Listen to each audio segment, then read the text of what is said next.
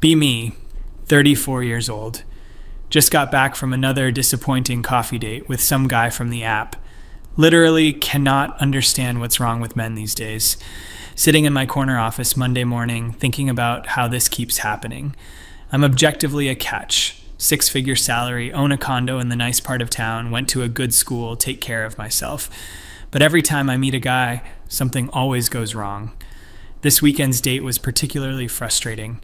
Met him at this trendy coffee place downtown. He seemed normal in his photos, worked in IT or something. Showed up wearing khakis and a button-down, already kind of annoyed he didn't dress up more. I'm wearing my nice blazer and everything. We sit down and he starts asking me the usual questions. What do you do for work? What are your hobbies? Blah, blah. Tell him about my job, how I manage a team of 15 people. Just closed a major account. He's nodding along, but I can tell he's not really impressed enough. Like, do you know how hard it is to be a woman in marketing at this level? Then he starts talking about his job, something about network security. Honestly, kind of zoned out because it sounded boring. He's going on about some project, and I'm just thinking about how his salary is probably not even close to mine. Interrupt him to ask if he's heard about this new restaurant opening downtown. He seems a bit surprised I cut him off, but whatever. The conversation was dragging. Tell him I got reservations for next month already. It's supposed to be impossible to get in. Drop the price of the tasting menu casually, like it's no big deal, I can afford it. He makes this weird face. Asks if I always plan things that far ahead. Tell him, of course, I'm very organized. It's kind of necessary when you're managing major projects worth millions. He nods slowly. Something feels off, but can't put my finger on it. Decide to test him a little. Ask him what he's looking for in a relationship. He gives some generic answer about partnership and shared values. I tell him that's nice, but I need someone who can keep up with my lifestyle. Someone ambitious, driven, not intimidated by a woman who knows what she wants. He's quiet for a second, then asks what I mean by keep up. Explain that I need intellectual stimulation, someone on my level, someone who understands the demands of a serious career.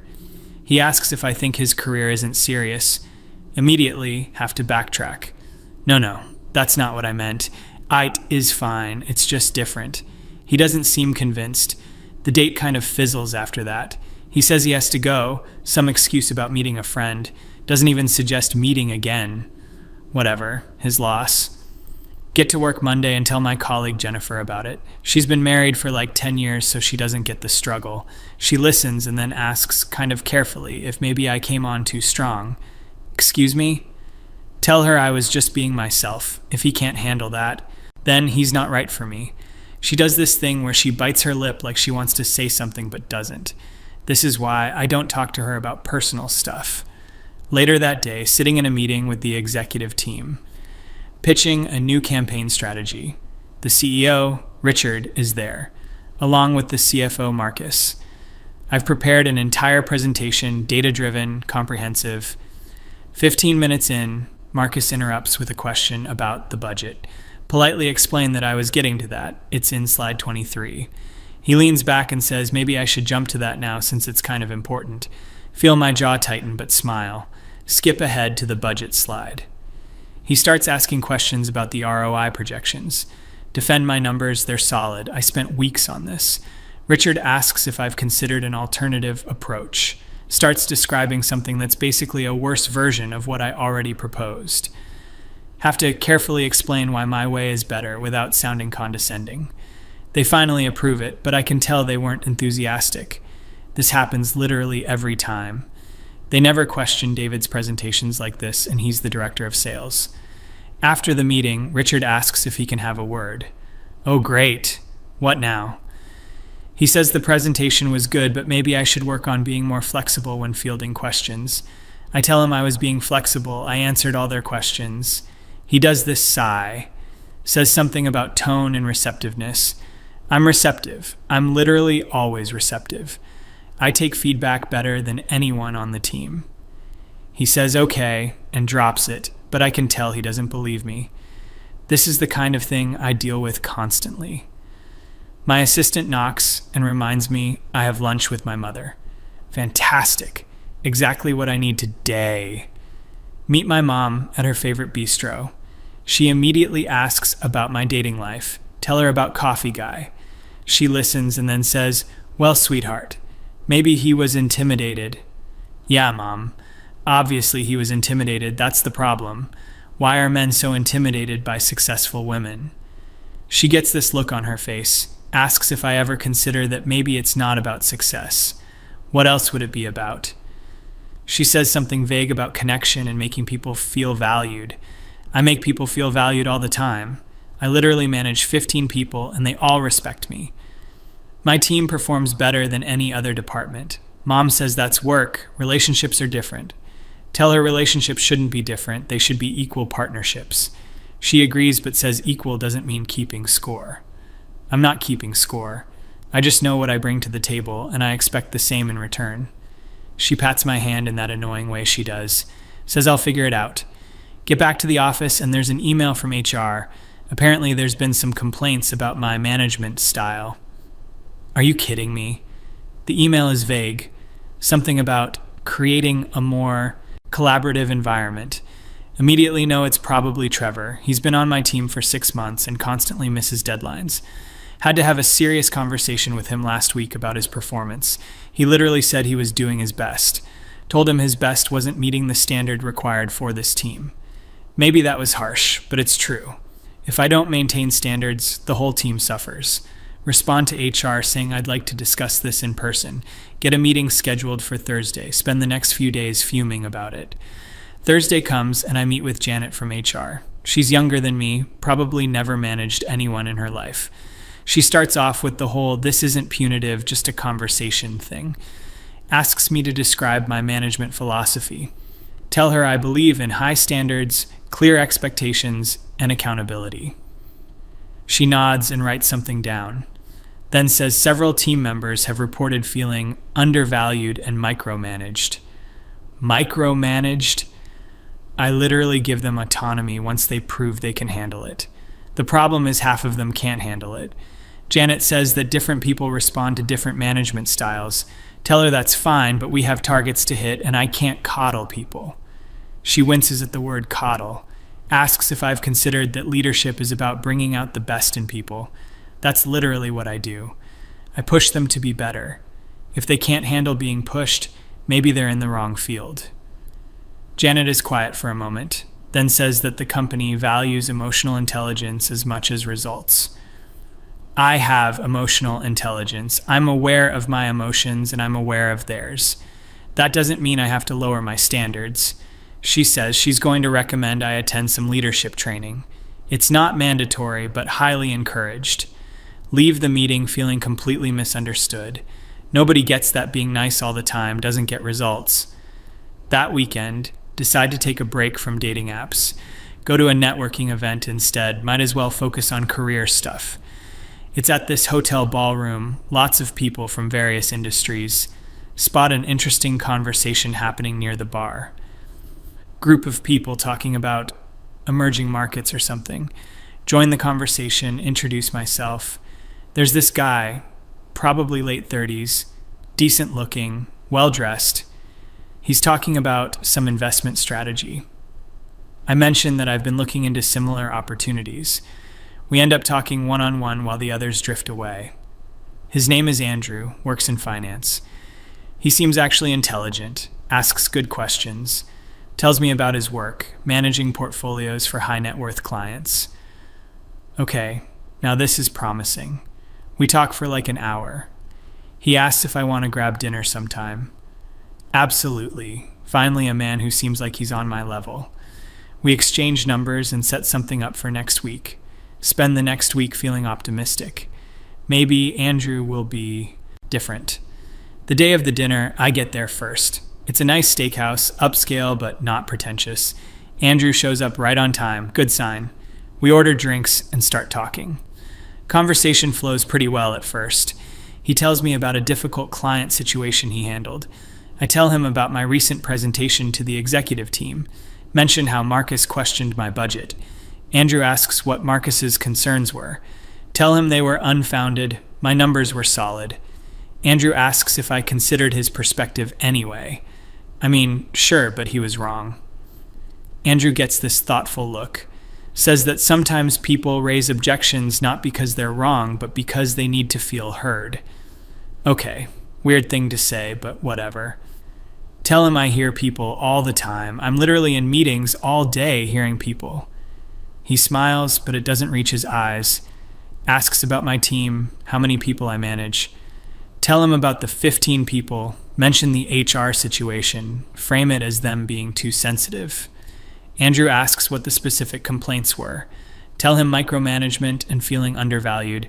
He asks if there might be any truth to it. Whose side is he on? Tell him no. I know how I manage. I'm actually very hands-off once people prove themselves. He asks how long it usually takes for people to prove themselves. Depends on the person, but usually a few months. He nods slowly, says in his experience people perform better when they feel trusted from the start. Tell him that's a nice idea but not realistic in a high-stakes environment. He doesn't argue, but I can tell he disagrees. Conversation shifts to other topics. We talk about travel, books, normal date stuff. I mention I just got back from a conference in San Francisco. Stayed at this amazing hotel, had a suite overlooking the bay. Company, paid for it obviously, but it was still incredible. Andrew mentions he was in San Francisco last month too. Asks where the conference was. Tell him the Moscone Center. He says he was there for something different, stayed at a smaller hotel. I ask which one. He names some boutique place I've never heard of. Tell him he should try the place I stayed next time. It's much better. He asks if I've stayed at the place he mentioned. Well, no, but I can tell from the website. He just says okay and changes the subject. Something feels off again. Can't tell if he's annoyed or what. Decide to ask him directly about what he's looking for in a relationship. Might as well know if we're compatible. He gives a thoughtful answer about mutual respect and growth. Tell him that sounds good. I need someone who respects my career, someone who won't feel threatened by my success. He asks, do you think men are generally threatened by successful women? Obviously, yes. It's like a proven fact. Tell him about all my failed dating experiences, guys who couldn't handle that I make more money, guys who were intimidated by my position, guys who wanted someone more traditional. Andrew listens to all this, then asks, do you think maybe it's not about your success? What else would it be about? He says carefully. Maybe it's about how you relate to people. I relate to people fine. Literally have tons of friends. My team respects me. I'm doing great at work. Andrew says work relationships are different from personal ones. In work, there's a hierarchy. People have to interact with you. In personal relationships, people choose to be there. Okay, what is he implying? Tell him I understand the difference. People choose to be friends with me too. He asks how many close friends I have. Have to think about it. I mean, there's Jennifer from work, though we're not that close. There's some women I knew from college, but we don't talk much anymore. There's my book club, though I had to stop going because they kept picking terrible books. Told them we should choose more literary stuff, and they got weird about it. Andrew is watching my face, says so not many. I have friends, they're just busy. Everyone's busy. He nods but doesn't look convinced, starting to get annoyed with this interrogation. Ask him how many close friends he has. He says 5 or 6 people he talks to regularly. Must be nice to have that kind of time. Tell him I'm focused on my career right now. Friendships can wait. He says relationships and friendships are what make life meaningful. Career success is great, but it's not everything. Cannot believe this. Tell him career success is extremely important, actually. Especially for women who've had to fight twice as hard for half the recognition.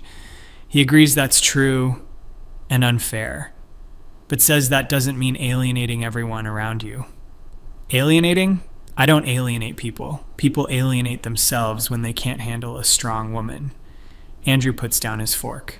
Says, I need to be honest with you. Oh, here we go.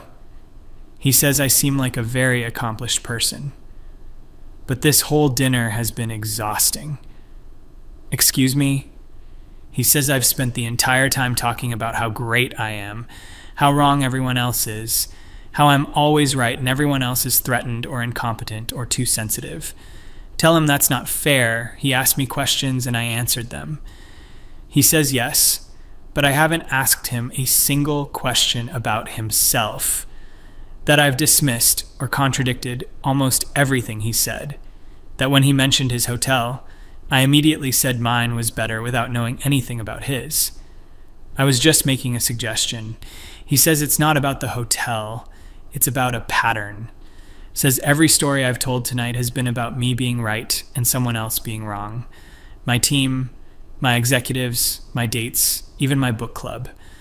Asks if I've ever considered that maybe, just maybe, I might be the common denominator. Cannot believe what I'm hearing. Tell him he doesn't know me, he can't judge my whole life from one dinner. He says I'm right. He doesn't know me, because I haven't let him know me. I've just presented a resume of accomplishments and complaints. Stand up from the table. Tell him I don't need this. I'm a successful, intelligent woman, and if he can't handle that, fine. He stays seated, says quietly, "This is exactly what I'm talking about." Tells me I'm using my success as a shield. Any criticism, any feedback, any moment of vulnerability gets deflected with, "You're just threatened by a successful woman." Says it's not about success, it's about being so defensive and competitive that nobody can get close to me. Tell him he's wrong and grab my purse. He says, "I hope you figure it out someday." I really do. Leave the restaurant fuming. Get home and pour myself a large glass of wine. Sit on my couch in my expensive condo, looking at my framed degrees on the wall, my awards from work, my perfectly decorated living room that I picked out myself. Check my phone, no messages, open the dating app, scroll through matches, all these men who probably won't measure up. Think about what Andrew said. He's wrong, obviously. He just couldn't handle me. But then think about Coffee Guy, and the guy before that, and the one before that. Think about the HR meeting, and Richard's comment about my tone, and my mom saying I'll figure it out, and Jennifer's careful question about coming on too strong. Pour another glass of wine. Maybe I should text Andrew and explain myself better. No, he doesn't deserve an explanation. He was rude and judgmental. Open my texts anyway. See the last conversation with my college roommate from 3 years ago. I had told her I was too busy to visit when she had her baby. She never responded. Scroll further back. There's my cousin asking me to be in her wedding. I said I'd have to check my work schedule. She said never mind and picked someone else. Keep scrolling. Just a lot of conversations that ended with me. Sit there for a long time. Finish the bottle of wine. Look around my empty apartment. Think about going to work tomorrow. Another day of meetings where I have to fight to be heard. Another evening alone. Another weekend with nothing but work emails and meal prep. My phone buzzes. It's a LinkedIn notification. Someone endorsed me for leadership. Stare at it for a while. Then at my reflection in the darkened TV screen, sitting alone on my couch, in my expensive clothes, with my successful career, and nobody to share it with. Andrew's words echo in my head. You're using your success as a shield. Take out my phone and start typing a response to him. Delete it. What would I even say? That he's right? He's not right. He can't be right. I've worked too hard to be told I'm doing everything wrong. Put my phone face down on the coffee table, sit in silence. Just me and my accomplishments. Exactly what I wanted, right? Check my work email. There's already stuff for tomorrow. At least work makes sense. Work has clear metrics, clear goals, clear rewards. Not like relationships with their messy feelings and unspoken expectations. Tell myself, I'm better off this way. Independent, successful, strong. Don't need anyone. Definitely don't need some finance guy telling me how to live my life. But sitting here in the quiet, looking at another Friday night alone on the calendar, another wedding invitation I'll attend solo, another promotion celebration with no one to tell. Maybe he had a point, just a small one, a tiny one. No, he was wrong. They're all wrong. I'm fine exactly as I am. Pour the last drops from the wine bottle, toast to myself in the empty room, to success, to independence, to being right, always being right, even when I'm alone.